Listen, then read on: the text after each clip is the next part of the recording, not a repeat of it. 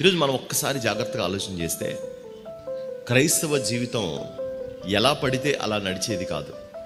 ఎలా పడితే అలా నడిస్తే క్రైస్తవం ఒప్పుకోదు.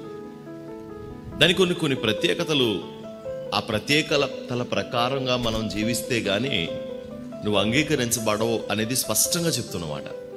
నువ్వు చాలా అందంగా నడవాలి. అందంగా నడవడం అంటే ఇప్పుడు ఫ్యాషన్ షోలో చూపించిన నడక కాదు. అందంగా నడవడం అంటే నేను నడిస్తే అందరూ చూసి ఆనందపడాలి అనుకునే నడక కాదు. మన ప్రవర్తననే నడక అంది వాడుక భాష. వాడి నడక అసలు బాగోదు, వాడి పద్ధతి అసలు బాగోదు, ఆమె పద్ధతి అస్సలు బాగోదు అనే పదాలని వాడుతూ ఉంటారు. ఇప్పుడు దేవుడు కూడా తన సంఘాన్ని గురించి మాట్లాడుతూ ఆయన మొట్టమొదటిగా మన నడకను చూసి మాట్లాడుతూ ఉన్నాడంట.